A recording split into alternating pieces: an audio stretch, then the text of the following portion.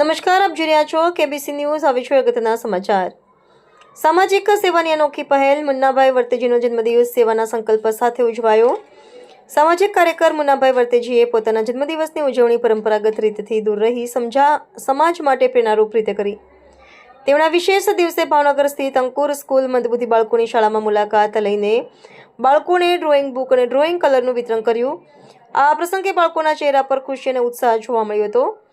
આ ઉપરાંત પાલિતાણા તાલુકાની માનવ પરિવાર ટ્રસ્ટ દ્વારા સંચાલિત આશ્રમમાં માનસિક અસ્વસ્થ વ્યક્તિઓ માટે આયોજિત જમણવારનું આયોજન મુન્નાભાઈ વર્તેજી અને તેમના અંગત મિત્રોની સાથે હાજર રહ્યા. તેમણે આ લોકો સાથે સમય વિતાવી વાતચીત કરી અને પ્રેમપૂર્વક ભોજન કરાવી માનવતાનું ઉત્તમ ઉદાહરણ રજૂ કર્યું હતું. મુન્નાભાઈ વર્તેજીએ જણાવ્યું કે જન્મદિવસ માત્ર વ્યક્તિગત આનંદનો દિવસ નહીં, પરંતુ સમાજના વંચિત અને જરૂરિયાતમંદ લોકો સાથે ખુશી વેચવાનો અવસર હોવો જોઈએ. તેમના કાર્યથી મિત્રો અને ઉપસ્થિત લોકોએ પણ સમાજ સેવાની નવી દિશા અપનાવવાનો સંકલ્પ વ્યક્ત કર્યો. આ ખાસ દિવસે પ્રખ્યાત બિલ્ડર તનવીરભાઈ નાયાણી, સલીમભાઈ રોજાણી અને ઇમરાનભાઈ રાજાણી ઉપસ્થિત રહ્યા. અનોખી ઉજવણી સમાજ માટે પ્રેરણા સ્ત્રોત બની છે અને યુવાઓને જન્મદિવસને સેવાના પર્વ તરીકે ઉજવવાની નવી રાહત બતાવે છે. રિપોર્ટર મુસ્તકભાઈ મેઘાણી, ભાવનગર. દર્શક મિત્રો, કેબીસી ન્યૂઝને લાઇક, શેર, સબસ્ક્રાઇબ કરો, બેલ આઇકન પ્રેસ કરો, જેથી આપને નોટિફિકેશન્સ મળતી રહે.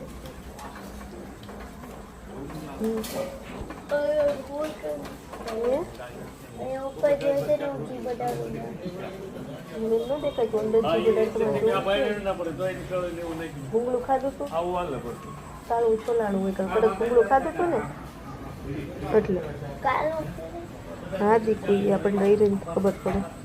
ફટાફટ પૂરું કરવા કર્યું છે કે એમનો જન્મદિવસ નિમિત્તે ખોટા બીજા કોઈ પાર્ટી ને કેકના ખર્ચા કર્યા વગર જો આવું રાત્રિનું ભોજન અથવા તો આખા દિવસનું ગમે ત્યારે આવી અને એક આ સેવાનો લાભ લે અને બીજા આડાવાળા ખર્ચા ન કરે અને અહીંયા માનવ સેવામાં એ ખર્ચા કરે, એવું એક આહવાન કરીએ છીએ. અને કાકા તમારો ખૂબ આ વિચાર આવતો બહુ સારું છે.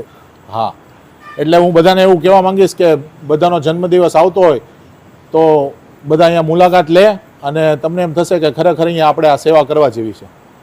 જો કાકા તમારી જો કોઈ મુન્નાભાઈ વિચાર કર્યો એવો વિચાર જો હર લોકો કરે